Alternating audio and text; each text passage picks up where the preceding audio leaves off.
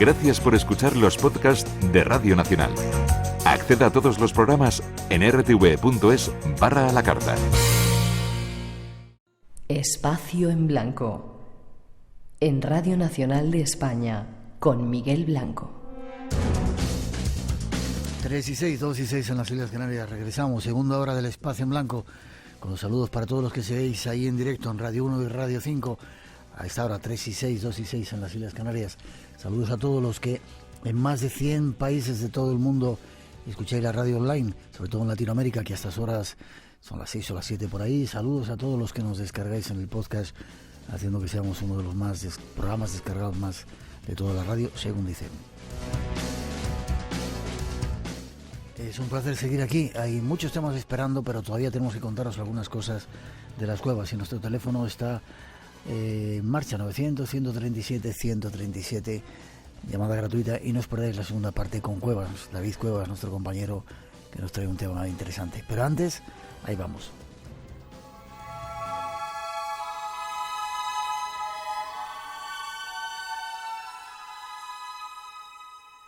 Las cuevas y los tesoros han estado íntimamente unidos a lo largo de la historia. Son muchos los lugares donde las leyendas marcan las cuevas como lugares de tesoros. Uno de ellos se encuentra en Málaga. Busquemos algunos datos sobre ella.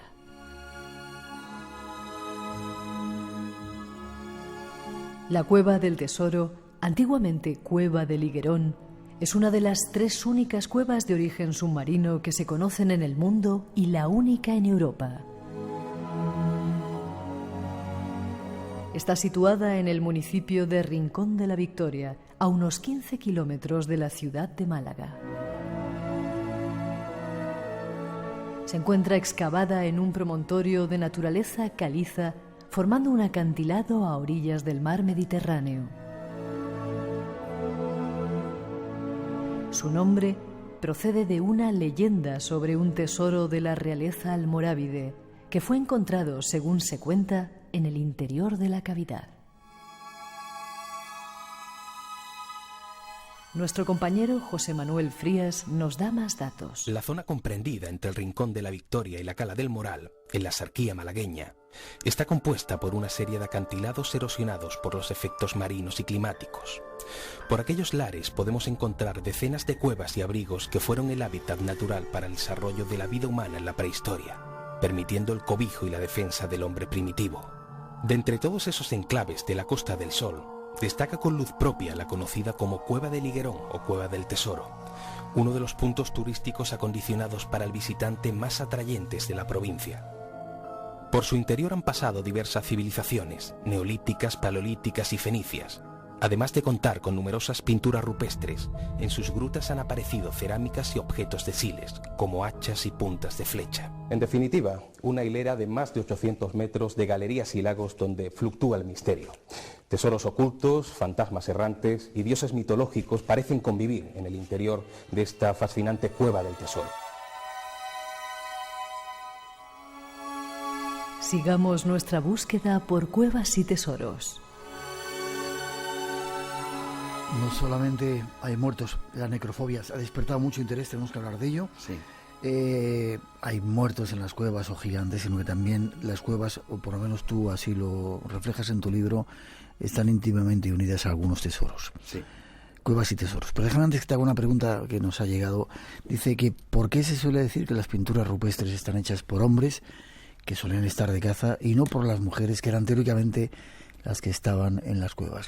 Ese es un pensamiento que es muy común, pero es cierto que yo en el libro y en muchas conferencias yo propongo la teoría que cada vez está siendo más aceptada, que sean las mujeres las que hayan hecho esas pinturas, que hayan tenido ese concepto. Y además hay una cosa que conecta directamente casi como una prueba, porque las manos que antes hemos estado hablando de ellas, cuando uno se fija muy bien en esas manos, descubre que son manos finas, que son manos pequeñas, que son manos casi delicadas, que poco quizá tendrían que ver con la mano de un hombre de la época y casi más con la mano de una mujer.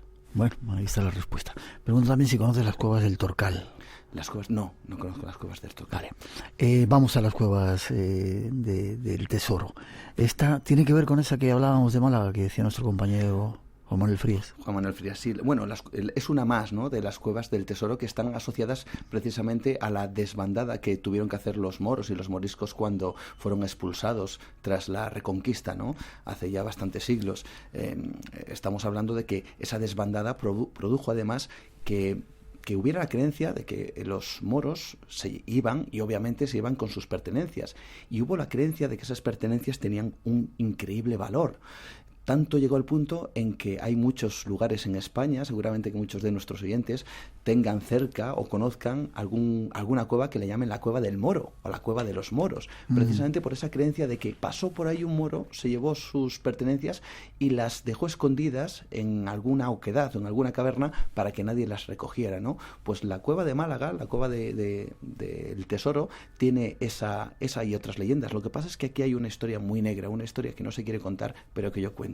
Por ejemplo, cuéntanosla. Y es que precisamente para descubrir esos tesoros hubo una auténtica persecución en donde hubo asesinatos, hubo muerte, hubo sangre. ¿En qué tiempo? Estamos hablando de la época de los Reyes Católicos, cuando deciden expulsar a todos los moros y moriscos de España. ¿Qué es lo que ocurre?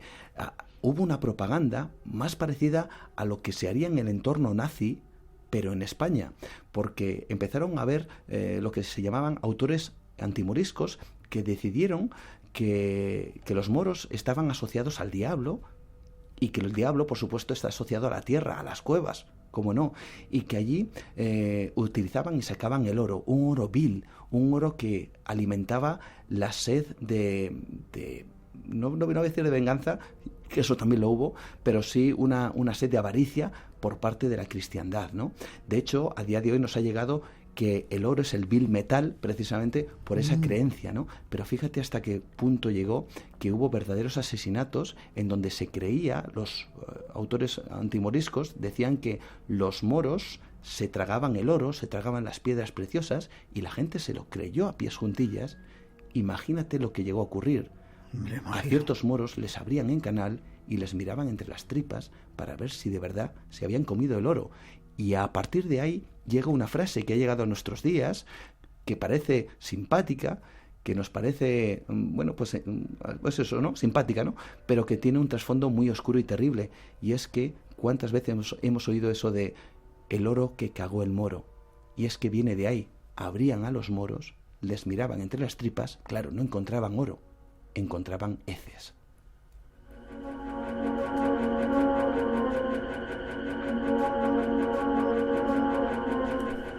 Cantidad de cosas se nos quedan todavía por tocar. Y hay cuevas con tesoros, claro que sí, en muchos lugares. Cuevas con tesoros asociados a los muros. La cueva del Tesoro de Málaga es uno de ellos. En Las Urdes hay un montón de cuevas de tesoros, un montón de lugares que además ha habido familias enteras que casi generación tras generación han ido, porque estas leyendas les han llevado a ciertas oquedades para buscar esos tesoros. Por ejemplo, si tuviéramos que denominar un Reims-le-Château de tesoro en España, sería la Alhambra de Granada, con los tesoros fabulosos que aparentemente están allí guardados y escondidos por Boabdil. Hasta el propio Boabdil, que todavía no se sabe dónde está, ni se sabe dónde están los tesoros ni los ancestros de Boabdil enterrados, ni tampoco se sabe dónde está su padre. Dicen que puede estar enterrado en el monte Mulhacén, que tiene el nombre del propio padre de Boabdil, Muley Hacén, y que ha llevado a muchísima gente a subir esa enorme montaña de más de 3.400 metros, intentar excavar por allí a ver si se encontraba algo, como se hacía en Reims-le-Château, ¿no? O sea, hay lugares increíbles en España cargados de estas leyendas, de tesoros, y en algunas de esas cuevas sí se han encontrado estos restos. Déjame que antes de terminar hablemos tocas en tu libro sociedades o extraños rituales que se hacen en cuevas. ¿Se siguen haciendo? ¿En qué momento se han hecho? ¿Quiénes las han hecho? Y Sí. casi con eso nos despedimos. Perfecto. Y te emplazo que vuelvas a venir para seguir hablando de todo esto. De manera breve, sí se han utilizado las cuevas. ¿Por qué? Porque es un entorno que es totalmente ajeno al exterior. Antes comentábamos, casi para cerrar el círculo de hoy, que hoy estamos en un lugar que nos protege del mundo exterior, ¿no? Pues las cuevas servían para proteger también las ideas, ideas que no querían que se vieran en el exterior. Y entonces se han utilizado para muchas sociedades secretas y para religiones que fueron perseguidas. Pero fíjate, a día de hoy... no vamos a preguntar aquí quién es masón y quién no, porque tampoco nos va a responder, pero en la masonería hay ritos de iniciación y hay algún rito que se hace en una habitación que se denomina y se llama precisamente la cueva. Y ese rito se hace en esa cueva porque sería, como bien comentábamos al principio, un lugar donde se muere, no físicamente, pero sí quizá de manera mental o espiritual, para renacer de la cueva siendo un nuevo hombre. Se hace a día de hoy, también se hacía antiguamente. Las cuevas han servido para muchas cosas, han servido para ocultar, han servido para tener todo tipo de usos y donde las sociedades secretas, y yo he tenido la oportunidad de entrar en una de ellas, en una de esas cuevas que fueron utilizadas para ese tipo de rituales, y realmente sorprende. Rituales que se hacían en épocas recientes, rituales que se hacían también en épocas muy antiguas, siempre utilizando la cueva como ese telón de fondo para que las ideas o los libre pensamientos no salieran a aquellos que les perseguían. Nos queda mucho por comprender todavía, ¿verdad? Por entender, por asimilar de ese mundo de las cuevas y sobre todo ese lenguaje mágico que hay en todas esas pinturas en Cantabria y en todas las cuevas. Es desde luego alucinante. Hay que tener en cuenta que nos queda todavía mucho camino por recorrer. Esas pinturas nos están dando ciertas claves, pero no conocemos todo. Tampoco entendemos, por ejemplo, por qué, hablando de esas pinturas, hay algunos elementos al fondo siempre de las cuevas y que tienen un distintivo en común, que son seres antropomorfos de extraña naturaleza.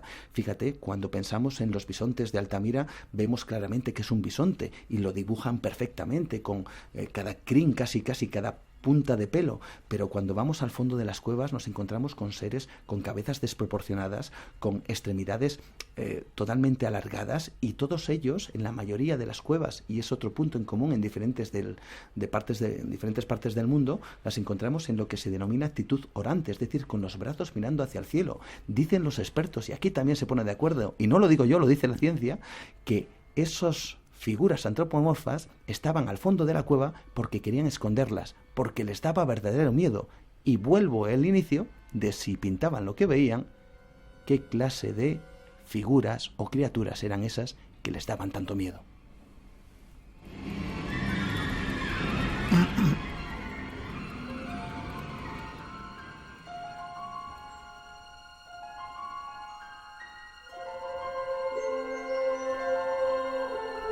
Juan, ha sido un placer que hayas estado con nosotros, Juan Gómez. Te emplazo a seguir, a que vengas otra vez desde Cantabria, esa tierra mágica que de vez en cuando visitamos. Si tuvieras que recomendar una cueva a nuestros oyentes en cualquier parte del mundo o de España, ¿cuál sería? Pues sería el inicio de nuestra mente, de nuestro pensamiento simbólico.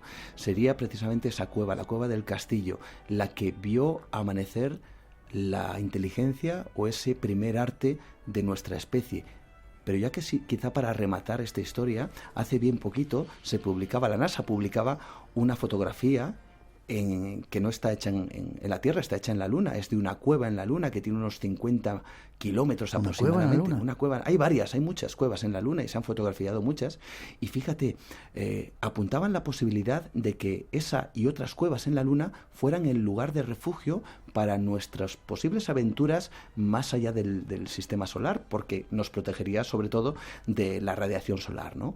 Pues fíjate bien cómo las cuevas aquí en la Tierra han sido las protagonistas, las testigos del primer amanecer de la mente del hombre en la Tierra, y quizá las cuevas sean las testigos del primer amanecer del hombre en las estrellas. ¿Te imaginas que llegas allí y estuvieran llenas de pinturas y de inscripciones? Eso sería realmente alucinante.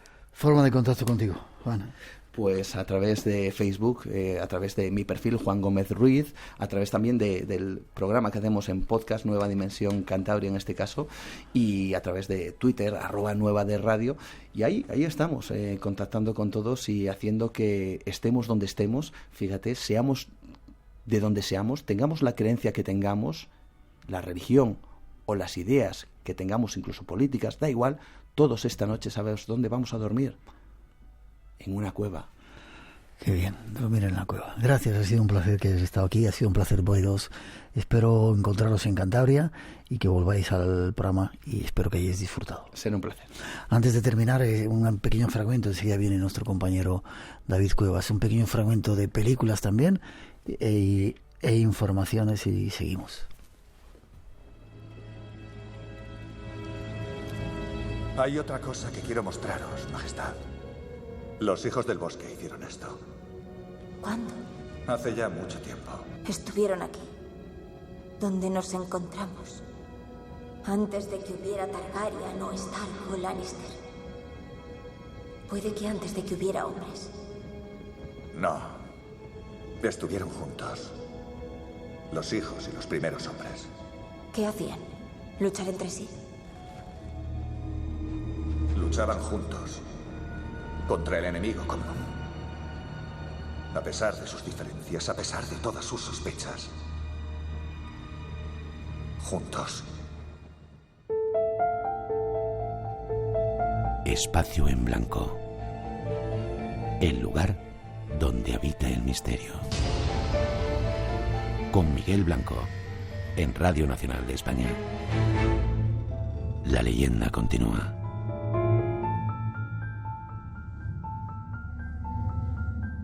Hola amigos de Espacio en Blanco, os envío un saludo desde el Círculo Polar Ártico, la Laponia finlandesa, bajo los majestuosos cielos de la aurora boreal y los mágicos bosques de las tierras de los Sami, el último pueblo indígena que queda activo en todo el continente europeo. Un pueblo que supo adaptarse a estas durísimas condiciones invernales, cuya religión se basa en el animismo, siempre ha estado fuertemente ligada al chamanismo. Así que, mientras que sigo con la búsqueda de esos seres elementales o ninfas que habitan estos bosques, os dejo con el sonido del silencio de estas noches. Solo se rompe por el crack al caminar sobre el hielo y la nieve. Un abrazo a todo el equipo y oyentes de Espacio en Blanco.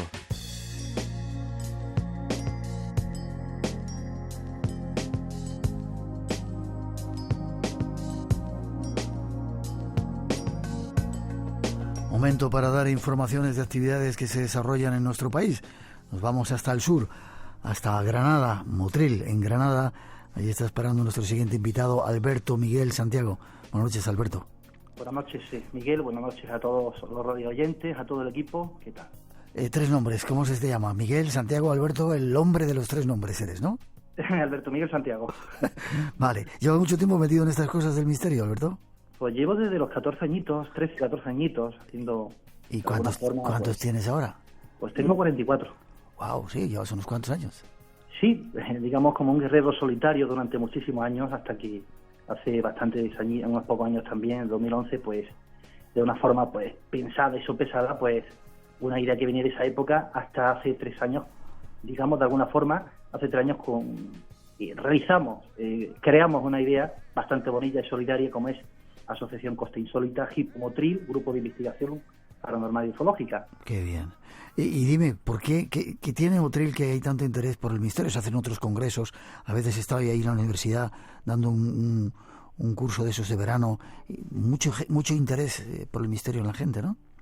De principio, ahora que de alguna forma pues empecé a compartir y a rodearme con compañeros, como en este caso de Costa Insólita, como es Antonio Bustos, Alicia Aro y Juan Manuel Santiago, pues tuve la suerte de ver de que la proliferación del interés cada vez crecía más.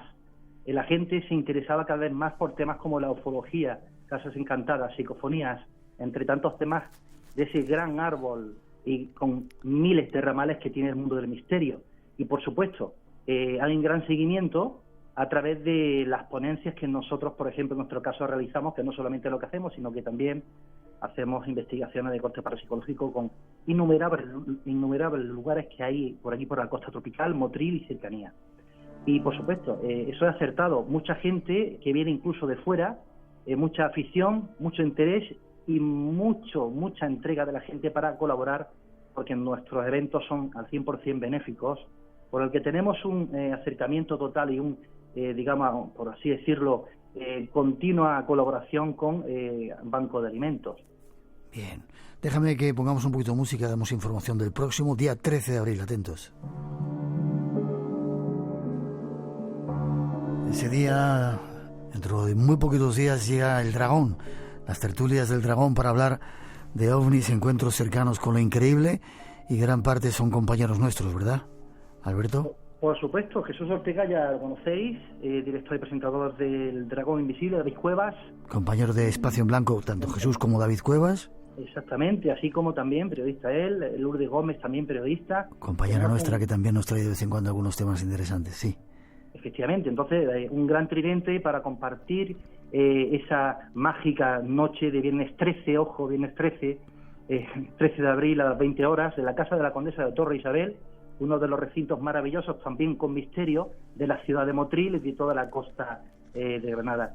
Compartiré ese evento interesante sobre ovnis, encuentros cercanos con lo increíble, en el que compartiremos con toda la gente, con estos tres grandes del misterio, pues diferentes expedientes X, diferentes contactos con aquello increíble que nos mira desde el cielo, y por lo tanto para intentar dejarnos un buen sabor de boca también a todos los que acudan.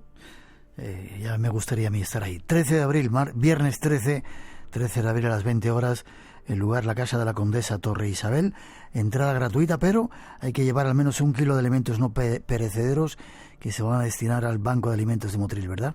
Por supuestísimo, como siempre, todos nuestros eventos pensamos que siempre hay faltas de la gente, siempre hay necesidad, por lo tanto es una lucha continua a través de nuestro grupo para que siempre sea de forma benéfica. La entrada mínimo 1 kilo de comida para Banco de Alimentos. Perfecto, ahí lo tenéis, esa información.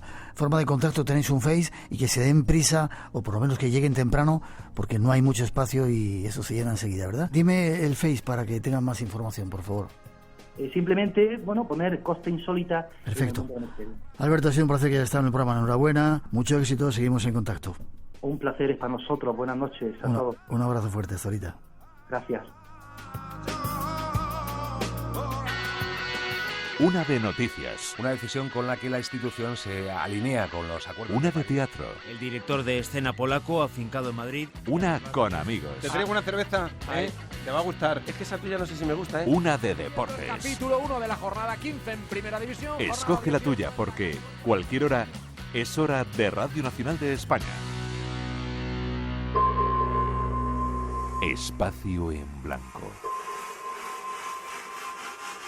Creamos universos sonoros para viajar y soñar hacia el más allá. Con Miguel Blanco, en Radio Nacional de España.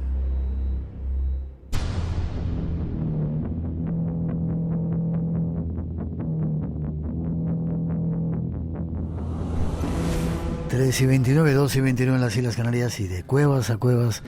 Y tiro porque me toca. Don David Cuevas, no podías faltar esta noche de Cuevas, estar aquí para contarnos la segunda parte de algo que ya prometimos, ¿verdad? Buenas noches, David. Sí, buenas noches. Estabas deseando decirlo, lo de Cuevas a Cuevas. Ahora yo tengo que decir aquello de soy Cuevas, David Cuevas, o algo así, ¿no? Porque hoy la cosa efectivamente va de Cuevas. Un crack, Juan Gómez. Claro, por eso está en el programa, como tú. Un fenómeno. Bueno, yo no tanto. Déjame, nos escuchaban desde Laponia, nos mandaban ese corte, ese sonido desde el hielo. Ya sabéis, tenemos un WhatsApp donde podéis enviar esas notas de voz y nos encantaría tenerlas desde cualquier parte del mundo donde nos escuchéis. 633 44 88 16. Ramón Álvarez, otro crack.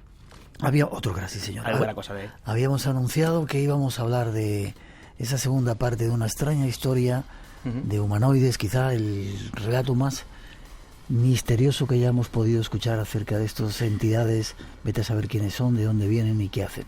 No sé si hay más misterioso, pero probablemente hay más espectacular, porque hay implicación militar. Y claro, los casos con implicación militar, y sobre todo cuando hay un encuentro con humanoide, y sobre todo cuando terminan disparando al humanoide, y no voy a adelantar más datos porque lo vamos a ir viendo con el propio protagonista, pues la verdad es que da mucho que pensar, ¿no?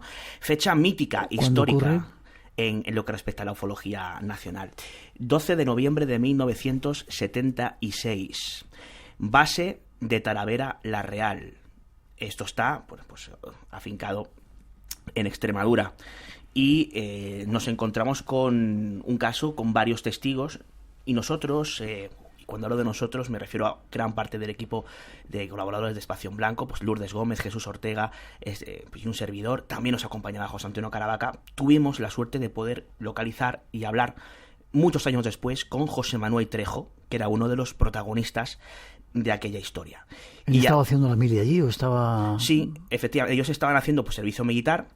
Y bueno, pues yo creo que más que ir contando datos de lo que pasó, ya sabes que nos gusta dar protagonismo principal a los testigos, y en este caso a José Manuel Trejo. Así que cuando le preguntábamos a Trejo cómo empieza aquella turbia y compleja noche de noviembre, esto es lo que nos contaba. Esto ocurrió el día 12 de noviembre de 1976. Estábamos esperando el cambio de guardia, un compañero y yo, que estábamos en la sección de combustible, y nosotros estábamos custodiando el recinto. Mi puesto era de cabo de guardia en el momento que estaba en una garita custodiando una propiedad del Ejército del Aire.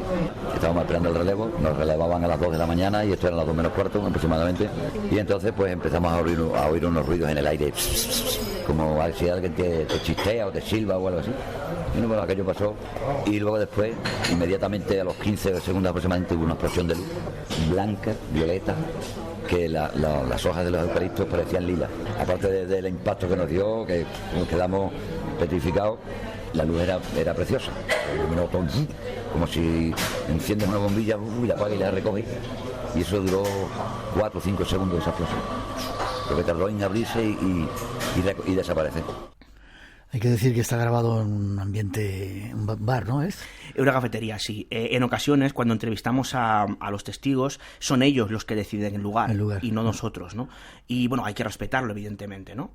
Y bueno, pues, que nos disculpen los oyentes, ese ruido de fondo de tazas y de vasos y otro tipo de cosas, pero lo importante es lo que nos cuenta el testigo. Y yo creo que se entiende bastante bien, ¿no? Bueno, y seguimos preguntando, porque claro, se queda la cosa en suspenso, pero evidentemente ni que decir tiene que esto es simplemente un prólogo de la historia, ¿no? Porque, bueno, le preguntamos más detalles. Esto de Remolino, ¿cómo era? Cuéntanos más y qué pasó después. Y esto es lo que pasó. Bueno, pues en ese momento empieza a hacer ese ruido que oíamos de siseo, era mucho más fuerte. Se fue la luz de toda la base, por lo menos de la sección donde estábamos nosotros, porque nosotros estábamos a 1 kilómetro del cuerpo de guardia, en dirección Badajoz. Yo dije, mira, vamos a ver, vamos a salir de aquí 3 o 4 tíos, a ver qué es lo que pasa. Digo, porque no tenemos comunicación con el cuerpo de guardia, no sabemos si ha caído una bomba o si pasa algo. Entonces, el del perro y 3 soldados más se vinieron conmigo, bordeamos la sección de combustible, que era un rectángulo. Cuando escuchó los ruidos y la explosión de luz, se vino conmigo y ya no se separó más de mí, porque dice, yo de aquí ya no me muevo. Teníamos 19 años, macho. Yo ya en ese momento me digo que cargar las armas, que aquí pasa algo. Entonces cargamos las armas, cada uno metió su bala en la recámara y ya está.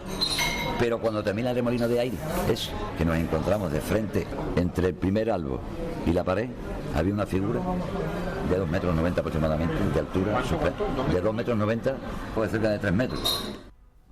¿Te imaginas? 3 metros. Cuidado. Armas cargadas, revuelo en toda esa instalación militar y para colmo la aparición de un individuo. De un ser, ¿no? ¿No estarían un poco fumaditos, un poco borrachos, un poco alucinados? Es una posibilidad, pero luego no solamente lo vamos a comentar, sino que lo va a comentar él, porque nosotros preguntamos precisamente sobre esto a los testigos, pero los oyentes tendrán que esperar aún un poquito. Vamos a hacernos un poco una especie de situación, porque bueno, esto es radio, vamos a mostrar o vamos a intentar que la gente lo vea.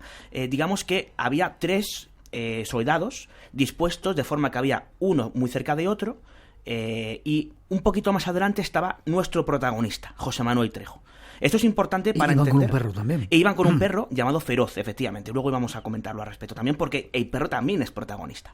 Y claro, cuando se encuentran ante este ser, ante esta especie de mole de 3 metros, bueno, imaginaos la situación. Nosotros le preguntamos cómo era ese ser, que nos diera más características, que nos describiera lo que vieron. Y ojito que vienen curvas. Era como un holograma que tú estás viendo ahí, pero que estaba separado del suelo, que no tocaba el suelo. Yo veía que no tocaba el suelo, que estaba a unos 50 centímetros suspendido en el aire. Tenía profundidad, tenía contorno, tenía sombras, tenía todo. Estaba formada la imagen, estaba formada de luz. de luz, pero una luz verde muy tenue, pero esa luz estaba en el traje, porque luego las botas, una especie de caña de botas, no tenía ese reflejo. Era un traje ajustado verde, no sé qué composición tenía, si era piel o si era tela. Era algo prácticamente como si fuese metálico. La cabeza era una bola de cristal negra, completamente negra. No se veían ni ojos, ni se veía absolutamente nada dentro de la estatua. ¿Cómo tenía los brazos? Los brazos semiabiertos y así suspendidores, y como si estuviese observándonos, como inmóvil. No se movía, no tenía acción de ningún tipo. Una descripción bastante completa de traje, de forma del cuerpo. Bola de cristal negra por cabeza. Ostras, es ¿No que... era un casco? Podría ser. Y además con una postura extraña, como en forma de... a los brazos en forma de cruz, abiertos, ¿no? ¿Qué pasa? Igual les quería abrazar. Yo creo que no. Y vamos a ver por qué. Llega un momento en que José Manuel nos cuenta cómo ese ser que... Imaginemos la estampa, ¿no? Estos 3 soldados enfrente de aquel extraño ser de 3 metros, cuya descripción nos hacía antes José Manuel, con brazos en forma de cruz, pero de repente hace un gesto con esos brazos y pasa algo cuyas consecuencias sufre. ¿Y de qué manera? Nuestro protagonista. En el momento que él hace así, levanta los brazos y hace así, ¡pah! Y fue como que instantánea. Yo parecía que me salía algo por detrás, como si me estuviesen atravesando. Y además es que me hizo así el cuerpo. Y me quedé sin nada, como si estuviese vacío. Me quedé así, como si me hubiese quitado la vida. Yo pensé que estaba muerto, esto es la muerte. Fue lo primero que pensé, pero sentía aquel dolor tan tremendo y aquello, y quedarme así. Y luego estaba en el suelo, era consciente y no era capaz de mover ni un dedo. O sea, yo no podía mover ni un dedo. Es como si pesase, yo qué sé. La leyenda continúa. Espacio en Blanco, con Miguel Blanco, en Radio Nacional. Y con David Cuevas, cuando son las 3:37, 2:37 en las Islas Canarias. Qué curioso, se cae fulminado por ese gesto que hace este extraño humanoide, ¿verdad? Nuestro protagonista. Sí, el humanoide lo que hace con esos brazos en cruz es juntaros hacia adelante, ¿no? Es como si diera una palma. Y en ese momento él cae totalmente fulminado. Él lo contaba como que era como si le absorbieran la vida, ¿no? Como si se quedara sin oxígeno. Él cae. Claro, imaginemos lo que pasa a continuación. El acongoje de los compañeros es importante. Y el perro, cuyo nombre yo creo que equivalía a la forma de actuar que tuvo a continuación, era feroz, ataca a este ser y a continuación los 2 soldados, los que estaban detrás de él, empiezan a disparar a este ser. Ojo, porque la cosa se pone bastante complicada. Cuando el perro atacó, el perro salta y sale despedido para atrás como si hubiese pegado contra una mampara de cristal, como si hubiese algo, un campo magnético, no sé. ¿Y el pelo? Y el pelo echándole humo, el pelo humeando, silencio total. Yo veía el cuerpo y detrás del cuerpo no veía nada, o sea que no era transparente, ni translúcido, era un cuerpo físico, por eso yo noté que aquello era un cuerpo físico, con un muñeco Michelin pero desinflado. De hecho, ahí fue en ese momento que digo, cargar las armas que aquí pasa algo, y fue cuando metimos la bala en la recámara. José Hidalgo fue el primero que disparó, otro que disparó y otro que se le encasquilló la ametralladora y no salió ningún tiro. Se dispararon 2 cargadores de 20 balas y un tercero que se encasquilló. Yo no llegué a disparar ninguna bala. Una Z62 dispara las 20 balas en 10 segundos. 40 balas y dieron al humanoide, hicieron impacto. Es evidente que alguna de las 40 balas con esos 2 soldados disparando hacia aquello que no estaba especialmente lejos, se sobreentiende que le dieron, y están convencidos de que le dieron, ¿no? Claro, imaginaos la estampa, ¿no? Es decir, son soldados disparando contra un humanoide en una base militar. O sea, palabras mayores, ¿no? Bueno, ¿qué es lo que pasa a continuación? Bueno, pues lo que pasa es que ese ser hace algo que es bastante habitual en encuentros, digamos, de tercer tipo de estas características. ¿Y qué es lo que hace ese ser? Desaparece. Ellos dicen que empezaron a disparar y aquello iba directo al ser, y que cuando terminaron de disparar aquello hizo... Se encontraron en un punto y se apagó. Fue una explosión de luz hacia afuera, se recogió hacia adentro y nada más. Y entonces ya fue cuando yo sentí, no lo toques, que lo ha matado, no lo toques, que lo ha matado.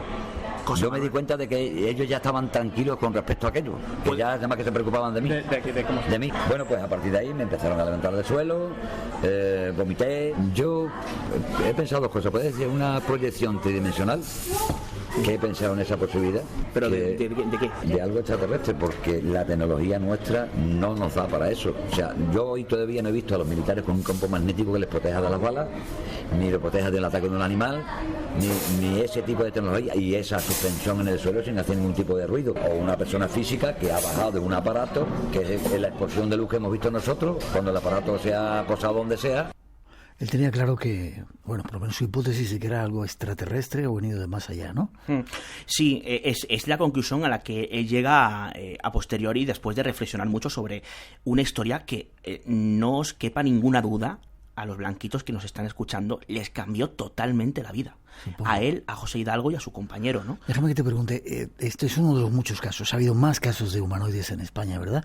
Y en otras partes del mundo. ¿Tienen estas mismas características? De repente el humanoide desaparece como si fuera una proyección tridimensional o holográfica. Es complicado. Yo cuando decía que era habitual es que desaparece como por arte de magia, como si no hubiera estado ahí.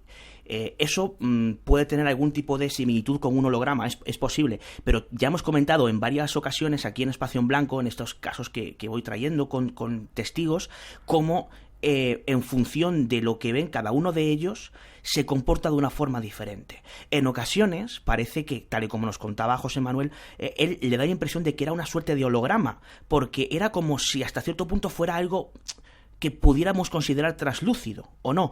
Hay otros testigos que cuentan que aquello le parecía absolutamente físico. Eso también pasa con los ovnis, ¿no? Entonces, ¿estamos hablando de los mismos seres en unos casos y en otros? Yo no lo tengo tan claro. Ya. Y también otra pregunta que te hago. Este es un caso en una base militar. ¿Hay otros casos que se han dado en bases militares en España? Sí. Lo que pasa es que no es muy habitual que en estos casos haya un contacto tan directo y sobre todo con disparos de por medio en lo que respecta a los humanoides. Sí que hay muchos casos que tienen a objetos volantes no identificados como protagonistas. En algunos de ellos incluso llegan a presuntamente a aterrizar en lo que es la base militar. ¿Qué pasa? Que no son algunos son conocidos y otros cuesta mucho conocerlos. Yo creo que por circunstancias obvias. Si ya nos cuesta trabajo que los testigos, por regla general, confíen en nosotros, en los periodistas, para contarnos este tipo de experiencias y que nosotros podamos divulgarlas en un programa como Espacio en Blanco, ni que decir tiene cuando los testigos son militares y cuando esto sucede en una base militar. Yeah. Por una sencilla razón. Aquí habrá oyentes que digan, bueno, es que los militares ocultan esto porque están convencidos de que los extraterrestres no solo están aquí, sino que ellos incluso guardan algunos resquicios de las naves o ellos saben mucho más de lo que dicen.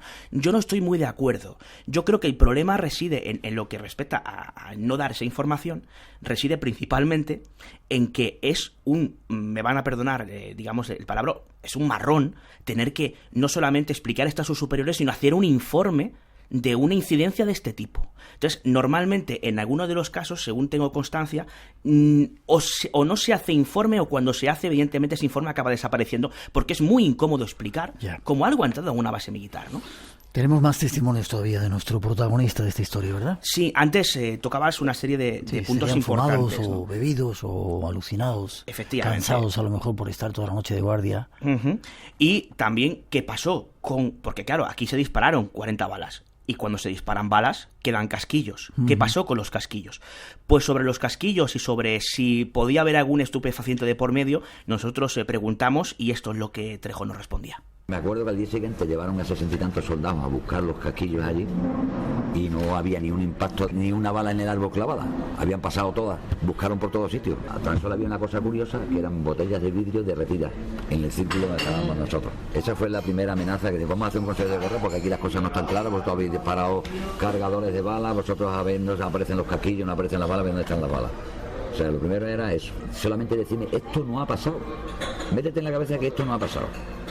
ni puedes hablar con tu compañero, ni te puedes cruzar con ellos por el cuerpo de guardia. Si tú vas por la plaza de armas y uno de ellos viene por aquí, tú te cambias de acera y no pueden tener ningún tipo de contacto, ni fuera ni dentro de la base. Tan solo hubo, dice, eso puede ser una alucinación, me dijo. Uno de los militares. No, digo, pero una alucinación colectiva, ¿no? Digo, porque el perro, digo, no tiene nada que ver con las personas. El perro no fuma porro, ni bebe alcohol, y el perro ha hecho una reacción correcta con respecto a su aprendizaje lógica. Yo ni fumaba tabaco, no he bebido alcohol en mi vida. Bueno, queda aclarado el tema de los estupefacientes, pero qué curioso, se encontraron botellas y no se encontraron los casquillos, o quizá los recogieron para hacer desaparecer las pruebas. Hombre, tuvieron poco tiempo para poder hacerlo. Aún así, que no encuentren ni uno solo es complicado. No lo sé. Ante estos casos es muy complicado responder. Y los periodistas, yo creo que no tenemos respuestas ante eso. Lo que podemos es intentar reproducir de forma fehaciente los hechos que nos cuentan, en este caso, las principales fuentes de información de este tipo de sucesos, que son los testigos. No lo sé. Pero es muy llamativo que ellos disparan y tú no crees que disparas. A ti no te da la impresión de que has disparado. Si disparas 40 balas es que has disparado. Y cuando estás disparando 40 balas hacia un ser, hombre, ya tiene que ser mala pata que al menos una docena no den en el ser. Pues no había casquillos. ¿Qué pasó con ellos? Pues es uno de los grandes misterios de este caso de Talavera la Real, ¿no? La cosa, bueno, la noche continúa, no vamos a entrar en muchos detalles porque falta tiempo y el caso habría que desarrollarlo con mucho más amplitud, pero bueno, hay una serie de disparos a otros coches, una serie de cosas muy complicadas de explicar. Digamos que fue una noche de lo que, como se denomina, una noche toledana, movidita, porque después de esto pasaron otras cosas, ¿no? Aunque no tenía nada que ver con humanoides, ¿no? Pero complicaron aún más las explicaciones que tenían que dar, y esto enlaza con lo que pasa en los meses y años siguientes. Hay una serie de ingresos hospitalarios de los que fue protagonista el propio Trejo y de los que nos dio muchos datos interesantes, enfermeros que preguntan cosas raras, posibles insinuaciones e incluso alguna que otra amenaza. Y a este respecto, años después, nos cuenta José Manuel un episodio de una extraña pareja que quiere obtener más información de lo que pasó. Y ojito, porque yo creo que esto va a gustar mucho a los oyentes de Espacio en Blanco. Me mandan a una pareja de servicio de inteligencia del ejército. Sí, del ejército del aire era uno y el otro era del CSI.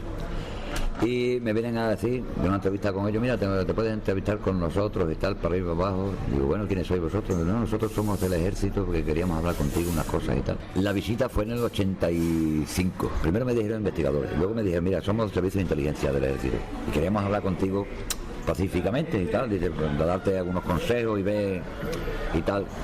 Y entonces cuando llegaron ahí, la entrevista fue en la estación de ferrocarril, empezaron con... Pues que tú tenías que decir que todo esto va a ser una mentira, porque tú tenías que decir, digo, bueno, y como si yo digo que esto es una mentira, ¿cómo quedo a mis compañeros? ¿No? Digo, después de lo que hemos pasado todos, que hay 3 que están desaparecidos en circunstancias extrañas. ¿Sabes qué te digo? Uno atropellado por un coche en Barcelona, al día siguiente el otro con una jeringuilla clavada en el brazo, en 2 días. Y el otro desaparece y nadie sabe dónde está. Compañeros desaparecidos incluso después. Y muertos en extrañas circunstancias. Y aparece esta pareja del CSIT de inteligencia. Sí, relacionada con el ejército. Es todo muy, muy extraño, es muy difuso. Son las palabras de testigo. Y bueno, que sea el oyente que saque sus conclusiones. Nosotros, bueno, evidentemente, curiosos que somos, queríamos saber más. Oye, pero ¿cómo era esta historia? ¿Pero qué te dijeron? ¿Pero cómo se desarrolló esa conversación con estas personas que querían sacarte información y te sugerían cosas? Y esto es lo que nos contaba el protagonista. Eran 2 señores, uno de unos 44, 45 años y otro de 38. No, pues mira, ¿qué quieres tomar y tal? Un coloquio muy agradable, pero ya iban metiéndose ya en el terreno de te aconsejamos, porque te volvemos a aconsejar. Y que esto, de este tema de concreto del 76, tú tenías que hacernos un escrito, que tú lo firmas y nosotros lo entregamos. Y esto, nada, ni esto ha pasado. Que aquello fue un invento vuestro. Digo, hombre, ¿cómo me quedo yo? Yo me empecé a reír en su cara, de verdad. Digo, mira, te voy a decir una cosa. Digo, yo estoy ya cansado de este tema. Digo, me da igual vivir que morir. ¿Sabes? Así se lo dije.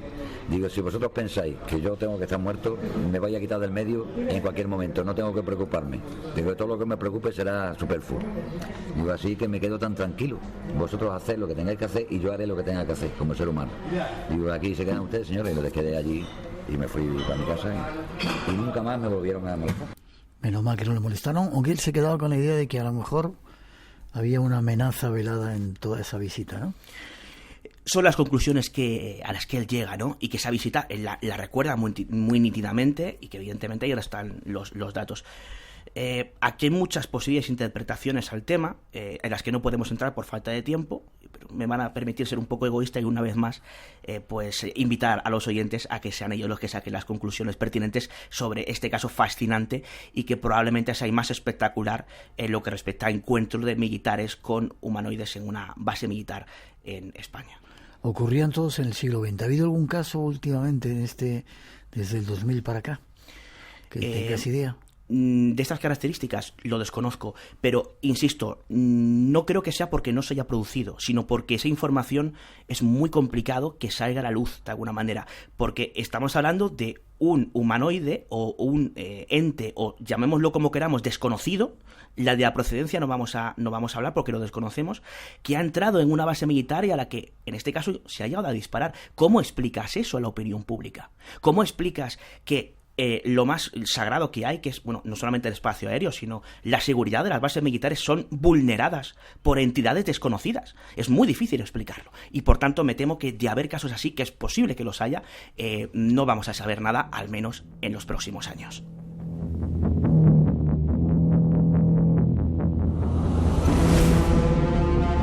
¿Cuántas cosas deben de tener guardaditas los militares de todas las partes del mundo con el fenómeno OVNI, verdad? Pues yo creo que probablemente nos podemos llevar sorpresas, no sé si en un lado o en otro, en el tiempo venidero. Me da esa impresión. Forma de contacto contigo, excelente trabajo. Muchas gracias, Miguel. Pues un correo electrónico para aquellos que nos escuchen y conozcan casos, hombre, similares es complicado, pero relacionados con anomalías de todo tipo, pues humanoides, ovnis, encuentros cercanos con entidades, lo que consideren. David Cuevas, espacio en blanco, @gmail.com. Repito, David Cuevas, espacio en blanco, @gmail.com. Y bueno, para acabar, invitar, como ya comentábamos, estaremos ahí, Lourdes, Jesús Ortega y un servidor, el próximo viernes en la casa de la Marquesa, allí en Motril, a partir de las 8 de la tarde, como decía Alberto Miguel. Casa de la Condesa, no de la Marquesa. Ay, perdón, de la Condesa. Como decía Alberto Miguel, este pionero de Costa Insólita, y allí estaremos, bueno, pues hablando de ovnis precisamente, y puede que demos algún detalle más sobre este caso que hemos comentado aquí. Gracias, te veo prontito. A ti, Miguel. Hasta pronto. Hasta la próxima. Casas encantadas, encuentros en otros mundos, enigmas de la historia. Elige tú el misterio. Vuelve a reencontrarte con lo desconocido, cuando, dónde y como tú quieras. En rtv.es a la carta, los podcasts de Espacio en Blanco te esperan. Espacio en Blanco, con Miguel Blanco, en Radio Nacional.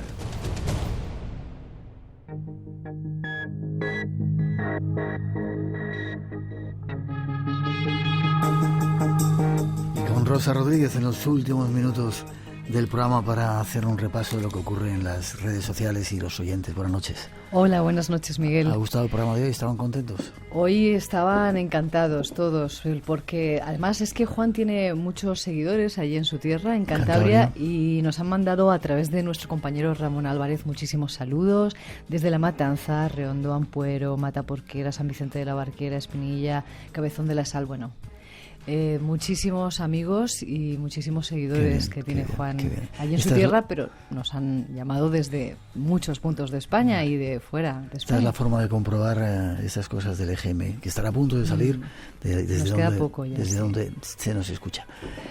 Más datos. Hoy tengo que agradecer a muchos oyentes del programa. Bueno, me está mirando David Cuevas con una cara de odio porque dice, bueno, y a mí nadie me dice nada. Pues tengo también mensajes para ti de oyentes. Yo no estaba mirando a nadie, pero bueno, yo estaba mirando al horizonte y buscando humanoides aquí en la casa de la radio. Sí, tenemos unos cuantos oyentes que tienen experiencias también que contarte. Por y favor, que lo hagan. Sí, con seres de otros mundos. En concreto, Ángela está esperando ahí al otro lado del teléfono a que la llames. Así que luego hablamos en privado. Vale.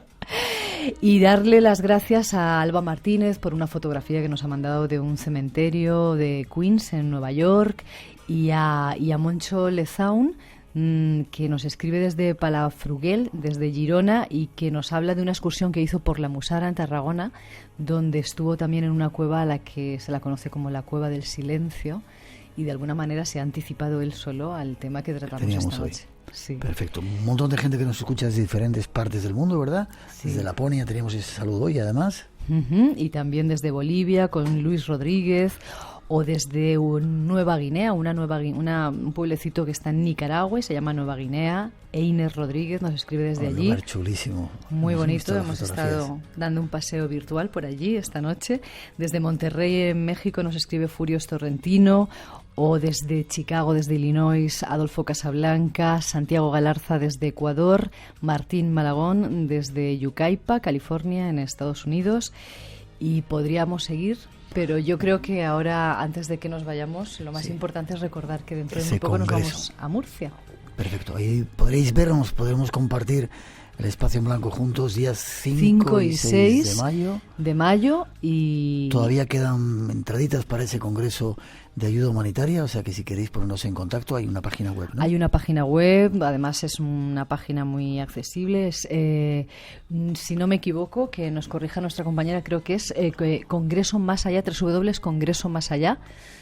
Sí. Ahí podéis, sí, ese es, pues podéis entrar Y y está toda veis la fórmula para inscribirse los si invitados, queréis. los ponentes que van a asistir, y ese Teatro Circo de Murcia, que yo decía es sitio marco incomparable, y nos comentaba un oyente, ¿cómo que marco incomparable? Y es que nos encanta el teatro Circo de Murcia. Sí. Es muy bonito hacer el programa desde allí, y hay muchos sitios reservados para vosotros. Ahí estaremos, todavía hay posibilidad de que os apuntéis. No sé si tienes algo más que decir o nos vamos. Pues yo me quedaría, pero creo que se nos acaba ya el tiempo. Nos vamos. Feliz semana para ti, Rosa. No hemos dicho los ganadores. Los ganadores. Lo iba a decir yo, pero claro. Ganadores. No nos vamos sin decir que, como cada fin de semana, tenemos 5 ganadores. Si es Begoña Cacho, como no podía ser de otro sitio, de Santander. Nos han llamado mucha gente desde allí. Para ella va uno de los libros. José Sánchez, desde Málaga. Paola Fernández, de Toledo. Francisco José Ruiz, de Algeciras. Y Carlos Cardona, desde Badalona. Acordaros de mandarnos vuestra dirección postal al correo de nuestro programa, espacioenblanco@rtve.es. Enhorabuena a los ganadores, habrá más premios. Gracias, Rosa. Hasta la semana que viene, ahora sí. Y nosotros por hoy terminamos. Ha sido un viaje hacia los misterios que aquí nos gustan, que deseamos que hayáis disfrutado tanto como nosotros haciéndolo. Volvemos en 7 días. Mientras tanto, feliz semana. Abrigaos, que todavía no llega la primavera, y seguir en esta sintonía. Y hasta las 4 dejamos con un poquito nuestra mejor música. Los mejores saludos. Feliz semana. Nos encontramos en el Espacio en Blanco.